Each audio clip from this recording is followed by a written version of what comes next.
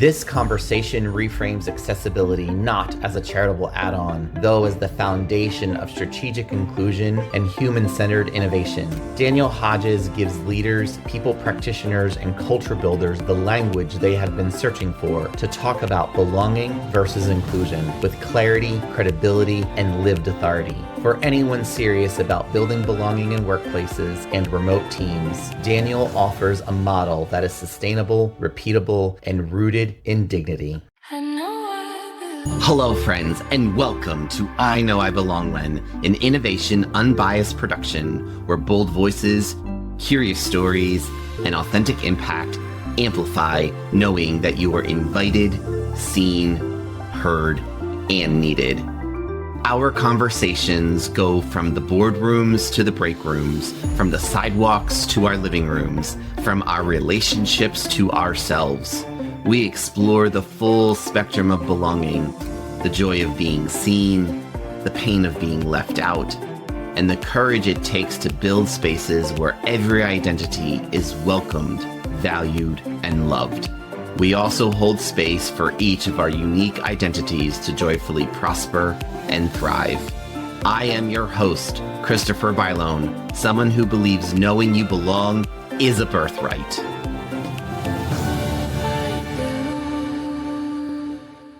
Buckle up, friends, because today's guest did not arrive here by taking the easy road. In fact, he was told no road existed for him at all.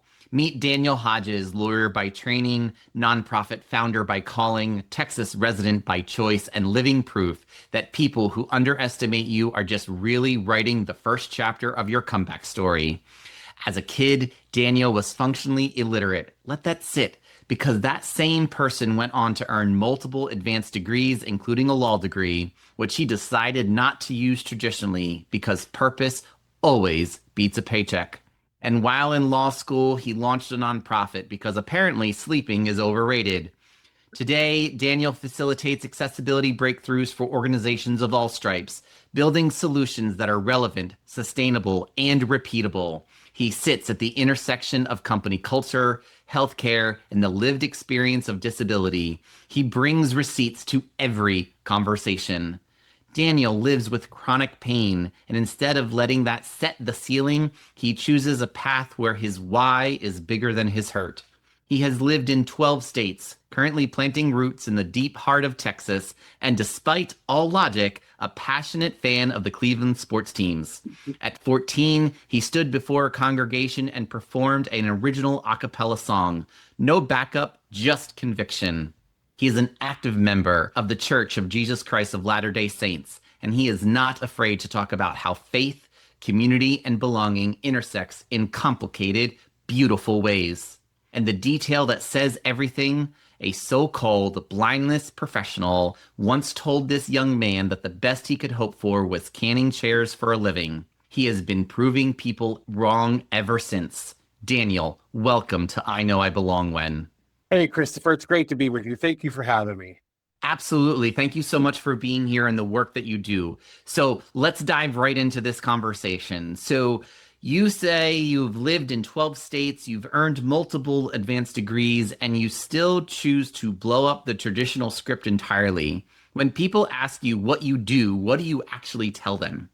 So I tell them that I try to help organizations find a way to break free of the false paradigm that makes them to believe they have to choose between accessibility and profit, inclusion and merit, and say, wait a minute, this was always meant to be a series of win-win solutions. And by doing that, I'm able to help other people like disabilities not only find hope, but find real opportunities to thrive. I think that's really important because we sometimes are always thinking about people with disabilities and we're not giving them the opportunity to thrive, and we are limiting their capabilities of what we feel they can do because we're defining it. And one of the things I have learned in my many years is that we have to build with the disability community, not for. Because when we build with them, we build things that we never thought we were going to be capable of building. And so it's really impactful to have people who are in the disability community, not just at the table, but at the head of the table, helping to make those decisions. So thank you for the work that you do. Thank you. And I completely agree with that.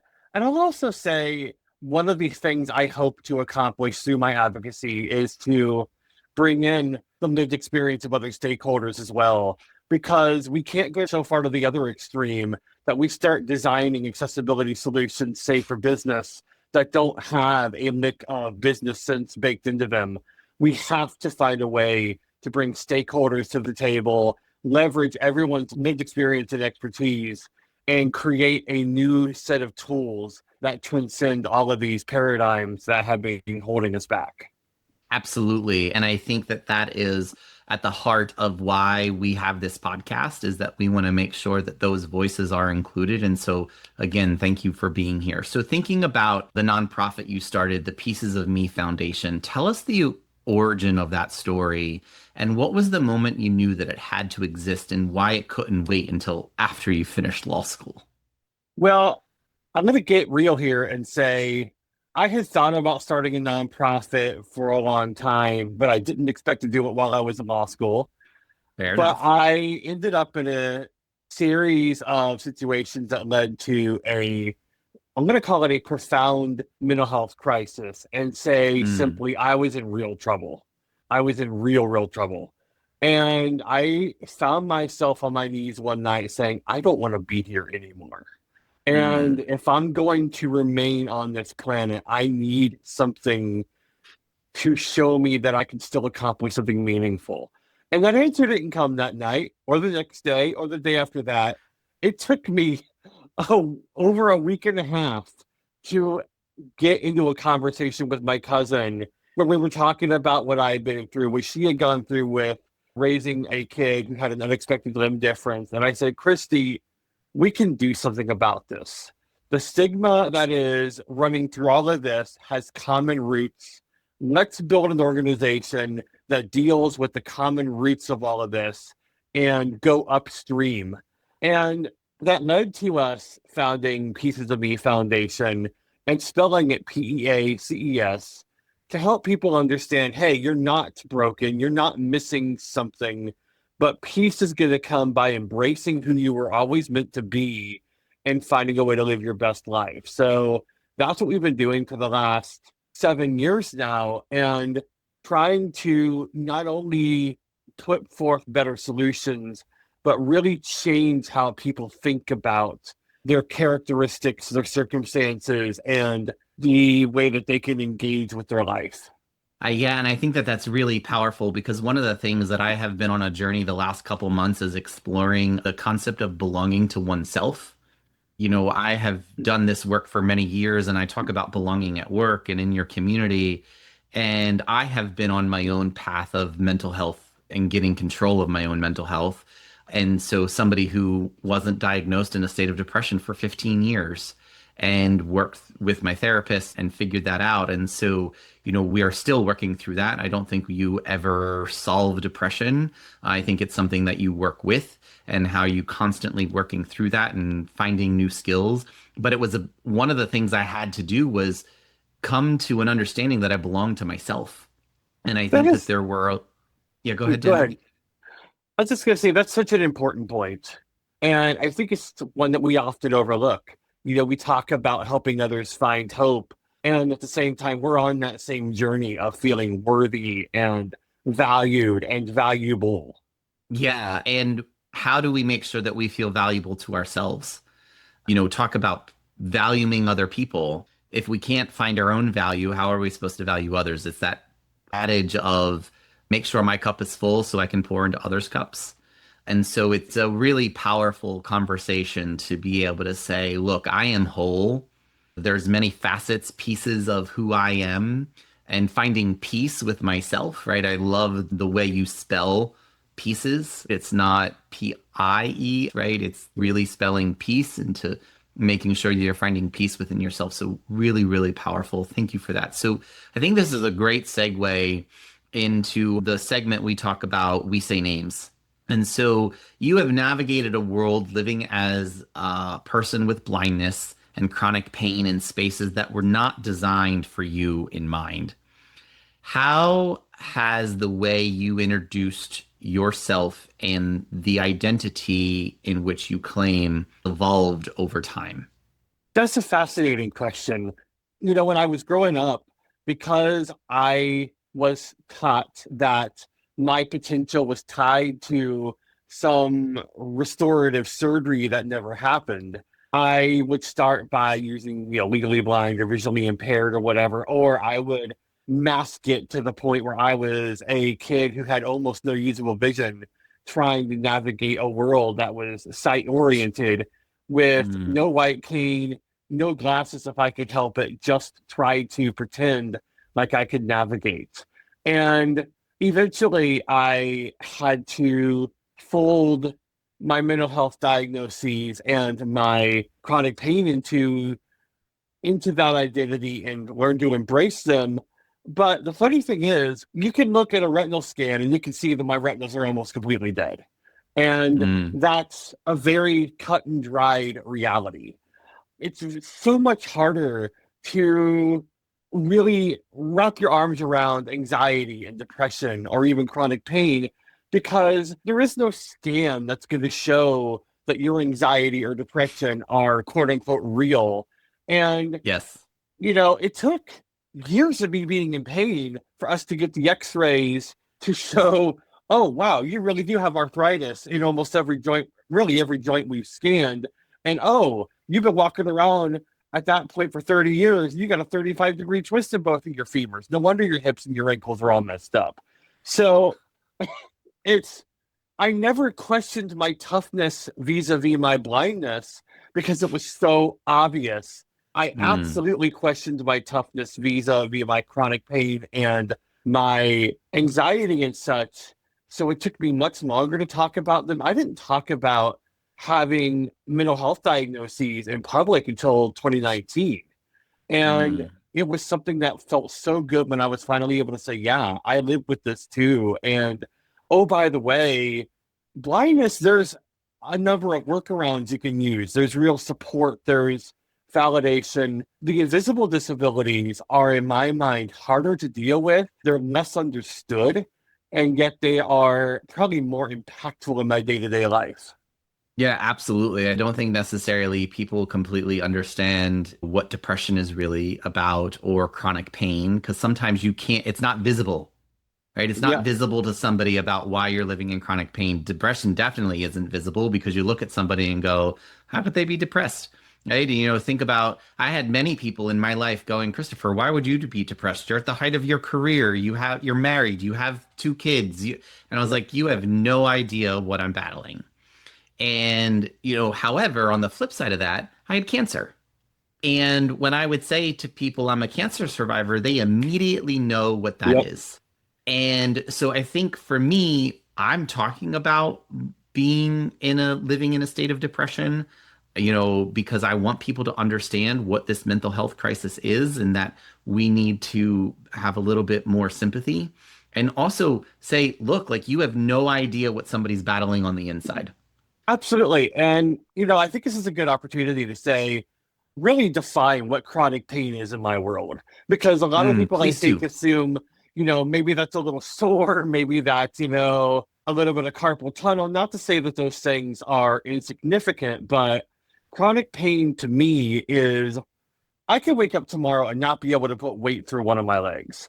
I could wake up Mm, tomorrow and not be able to straighten out my leg or an arm or, have a shoulder, elbow, knee, hip full on dislocate in my sleep.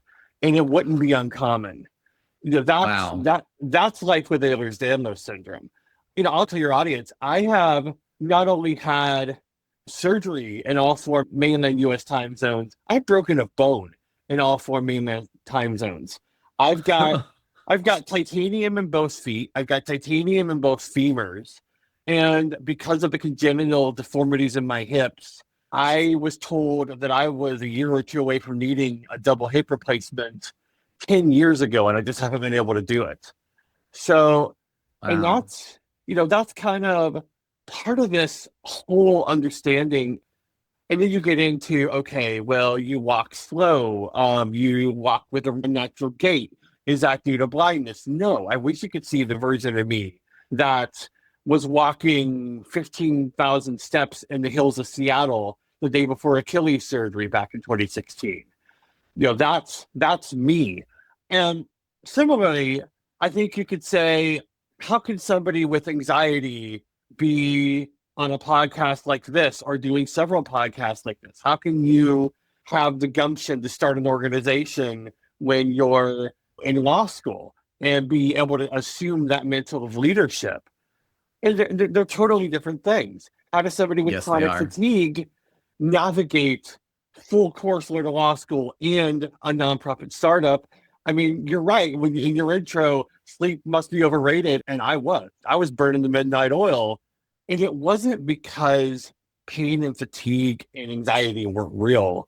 It was Right. because that purpose was able to short circuit that negative feedback loop, and at least to Okay. some degree.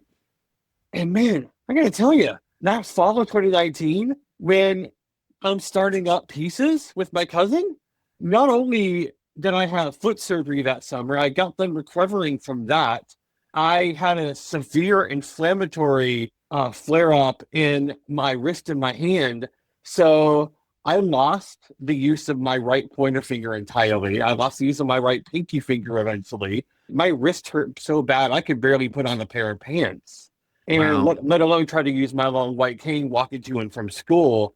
So there was a part of me that was like, this is too much. And another part of me that thankfully said, no, keep going. It's worth it. You will never let it down if you stop now. Just keep going forward. Your best is going to be good enough, even when it doesn't feel like it. No, and thank you for still being here, right? I think it's your voice it matters and your lived experience matters. So thank you for finding that piece and not just to be able to have this conversation, but to be able to do the work that you do. So I want to bring this conversation to the moment that you knew you belonged. So you have described going through many phases of adopting belonging in your own life. Can you walk us through the first time you felt belonging genuinely real and not performed, not borrowed, but yours? You know, there were a couple of moments growing up. I'll highlight one, it's kind of funny, where my best friend and I growing up, we used to shoot hoops, and I didn't have a cane at that time. I was not wearing glasses, and had a couple of stranger kids from a different school to come up while we were shooting hoops at school. And, they're like, hey, you want to do 2-on-2? We're like, sure. So, Nick and I already had this system filled out where I couldn't see the hoop. I could barely see the backboard. So if I shot the basketball, I would have to, based on the trajectory off of the backboard. But what I could do is I could dribble really well and I could pass with pinpoint accuracy based on following his blur around the court. So we actually, I basically played point guard. He more or less played forward. We did our thing. I made the right passes at the right time. We ended up beating those kids. And then after that, my cousin's like, yeah, um, by the way, that dude can't see. They're like, no way. Yep. So, that was one moment. But I know you only asked for one. I got to give you a second one. No, And go that for it. was in the fall of 2019. I mentioned having this inflammatory attack in my hand. And I was living off of ibuprofen, just trying to be able to squeeze out every ounce of energy I had to be able to type. And, lawyers, law students type a lot. And we had some accessibility issues. We had some professors who were like, hey, I've never taught a blind person before, but I want to learn. Welcome to the class. And that was all, all kind of part of the mix.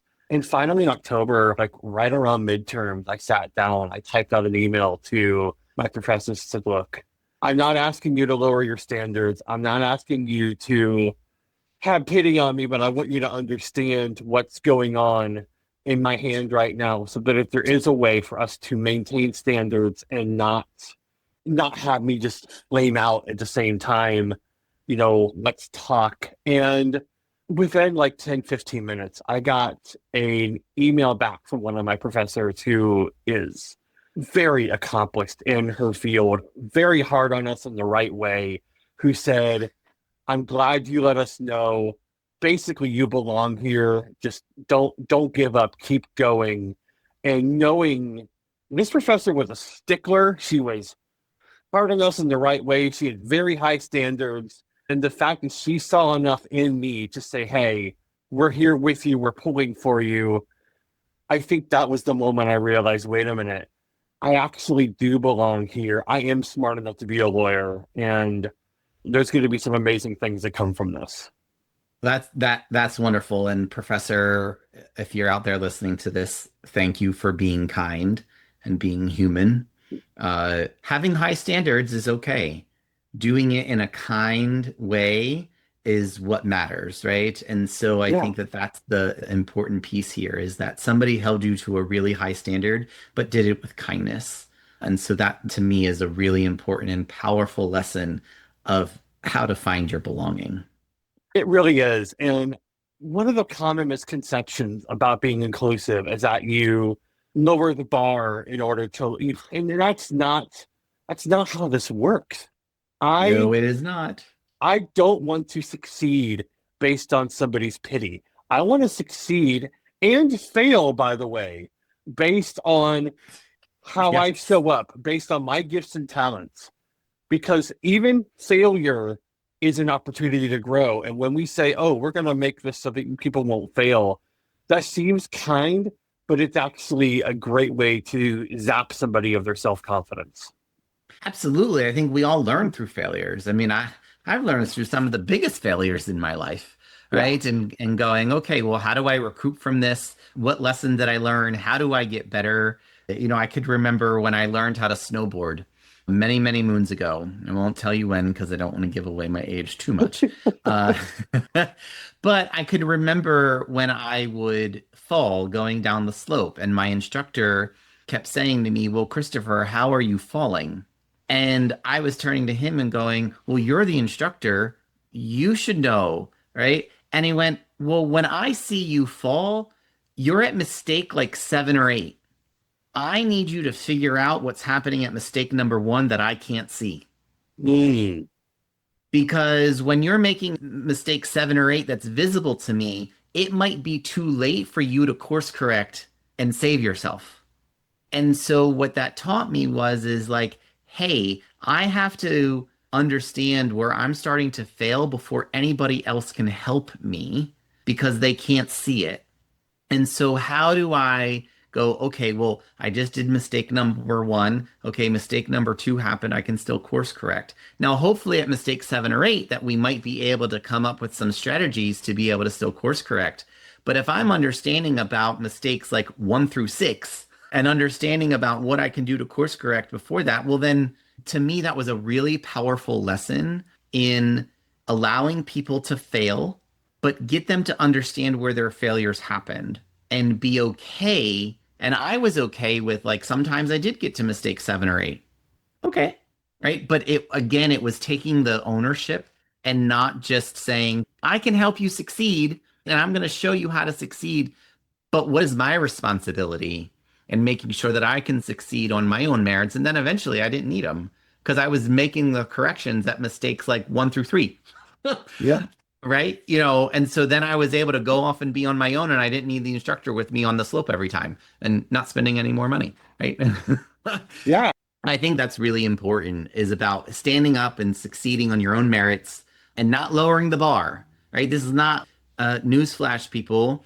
DEI was not about lowering the bar, right? It was No. about keeping the bar either at the same level, if not raising it up, right? Because we wanted people to be even better. Judge me on the content of my character, not the color of my skin or my gender, right? And so I think that that's what we need to keep reminding people of.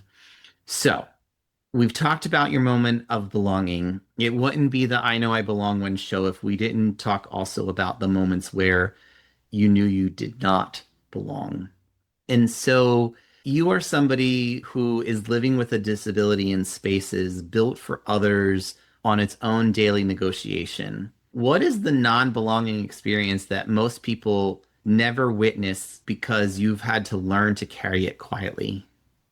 You know, It's those moments where I feel like I have to try twice as hard, not only to show what I can do, but to overcome the misconceptions regarding what other people think I can't do. Because really, at the end of the day, so often we're judged not by our own capabilities, but by other people's perceptions. And that shows up in school, work, parenting, just being out in the community. And it also shows up in the fact that, most of the web is not accessible or Mm, properly accessible. It shows up in the fact that most of the signage that would be great for us to navigate independently isn't there. I tell people, if you think that the blind person looks lost, it's not about imagining yourself without sight as much as it's imagining what would your world be like if all of the printed signs that you rely on went away. mm. Many of us have great travel skills and have received high level professional training, and it's all a matter of compensating for the fact that we don't oftentimes have street signs that are in Braille or in audio form. We don't get Braille addresses. We don't get all of these other things that the sighted world relies on. And by the way, this is a design choice that we can fix. Very much so. That's a very true statement, right? Yeah. I was having a little aha moment myself, right? Where I'm a person who has pretty good vision. And just as you were saying that, I literally was having a moment going, wow, if the street signs went away, what would happen? And just like, okay, how else would I navigate this space? And how would I be able to know that I'm getting to the destination that I want to get to if I didn't have a visual marker of how to get there? So something definitely to sit with and to think about. So thank you for sharing that. That's really impactful. Thank you. So, accessibility work means that you are consistently inside organizations that have not yet figured out how to include people like yourself. How do you stay grounded when you're in a room, you are trying to open a door that still does not quite see you and know your full humanity? I think it goes back to a point you made earlier about feeling like I belong within myself because when you're sitting across the table physically or virtually from somebody who is still in that mindset of, well, I don't think I could ever hire a blind person, or sitting across the table from a medical professional who, could have the same perspective as the nurses and social workers who tried to remove custody from my ex-wife and I of our first kid based on blindness. It can be very triggering. It can be almost disorienting. And you think back to the moments that you missed out on the job that you were qualified for, or again, fighting for custody of your daughter when you also had the burden of helping her get the right cancer treatment when she was a newborn. It comes Mm, back to even something simple like trying to navigate a new space, and you're thinking about all the times that somebody's come up and just randomly grabbed you because they thought they needed to take you where they thought you were going. And it does. It has that ability to put you in a fight or flight mode. So for me, I can't say that there was necessarily a purpose behind everything I've been through. I think everything happens for a reason can be a little overly simplistic, but I can take those experiences and I can turn them into a learning experience for somebody else. I can use my story and my expertise to help somebody experience that epiphany, that change of heart that will allow them to open up the doors of opportunity to somebody else. So mm, channeling that and saying, okay, there's purpose here, there's real hope here, and I am in this place to do good. It helps me center myself. It helps me ground myself and remember without being swallowed up by those experiences. mm. That's really, really powerful in understanding that even though as we're doing that work, we have to make sure that we keep ourselves centered and not let it consume us. because if it consumes us, then we are not going to be able to do this work again and again. And so Yeah. finding those places where you can recharge and find the new energy to keep going is really powerful. Thank you for Yeah. that, Daniel. Yeah. And I should say here too, we focus on calling people in rather than calling them out and meeting people where they are. Mm, So, yes. so it is doubly important for me to be in the right headspace because I go into these meetings saying, if you're willing to sit down with me, I'm assuming good intent. So there's grace here. I'm not going to call you out if something comes out sideways or if you ask an indelicate question. I'm going to understand your intent and build upon where you're at. So to do that, yeah, it takes a lot of effort, a lot of energy to be in that moment where you can calmly, thoughtfully reply, even when there's part of you that wants to be like, come on now. And I do it because it's the right thing to do and because I know it works. Absolutely. Absolutely. Alrighty, so we're going to start to bring this conversation to a close, and I want to talk about how do we sustain belonging. So you are somebody who says that you are a man of faith. You are a Clevelander at heart, a Texan by address, and a person who has rebuilt belonging more than once, as we have been able to demonstrate so far in this conversation. What are the non-negotiables that sustain your sense of belonging right now today? I would say being centered on my faith in a way that keeps me connected, but in a way that also meets people where they are. Mm, So to me, being centered on my faith doesn't mean going out and beating somebody over the head with my beliefs. It means loving them as I believe I've been called to love them. It means growing mentally and spiritually in a way that increases my capacity to serve and my capacity to love. It means learning, constantly learning, asking questions, diving into things, figuring out how can I become the best in the world at what I do, not as a means of arrogance, but as a means of striving for excellence. And it also means giving myself grace, going back and mm. saying, my best today is good enough. Regardless of how I feel tomorrow, my best tomorrow will be good enough. And regardless of how I messed up yesterday, my best yesterday was good enough. To me, those are the non-negotiables. Yeah, I think about there's a poem by Virginia Fox who says, I am me and I am okay. And I look at that on a daily basis and go, how do I make sure that I own my mistakes, I own my successes, and that's okay. And I am me and I am okay and I am whole. And that's how I can also find my sense of belonging. So thank you for that. Okay, so I have a fun question for you Yep. before we really wrap up this conversation.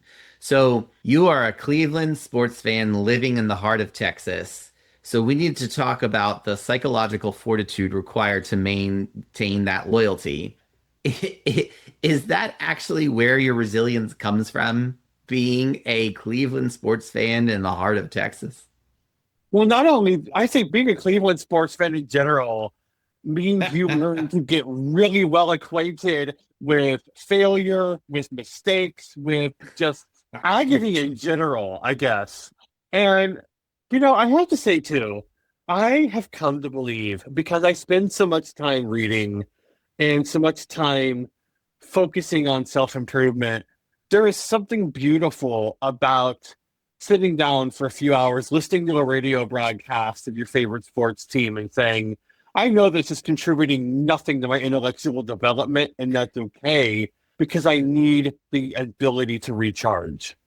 Yes, absolutely. Find your place of rechargement. So I think folks, if there's any lesson from this conversation and being a Cleveland sports fans out there, no shade, that it's a way to find your resilience and find how you can recharge. So thank you for that. Okay, Daniel, we're going to close out the show. And we close the episode the same way with everyone, with a statement that titles the entire conversation.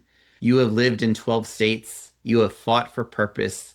You have built moments of belonging and you keep growing through every stage. So tell us and everyone engaging with this episode, I know I belong when. I know I belong when I am able to compete and show up and be judged on my gifts and talents, my successes, my failures, not based on bias, not based on barriers, but based on my ability to compete on a level playing field. Mm, that is so, so powerful. And thank you for that. This has been an absolute pleasure, my friend. Thank you so much. I truly appreciate you being here and giving our audience a little glimpse into your life and into the life of others with disabilities. So I truly do appreciate you being here and the wisdom that you shared with us today. Thank you for having me. It's been a pleasure. This has been a great reminder that belonging is not a destination. It is a practice, and it starts with listening. Friends, if this episode challenged you to move outside your comfort zone, please follow our show and give us that 5-star review you know you want to give, and add a comment about what you will do to champion a culture of belonging. These actions will help to amplify the message to others so they too can find their own moment of belonging. Whether it is navigating the complexities of workplace culture, finding acceptance in a new school, building trust in a local community, or forging identities within our own families, these stories reflect the raw, honest, and unfiltered journeys each of us take every day. And we want to hear from you. Finish the sentence, I know I belong when, and send us a voice note. Your story could open a future episode. Thank you for listening. Know that your bold, authentic self is welcomed, valued, and loved. And until next time, remember, you belong here.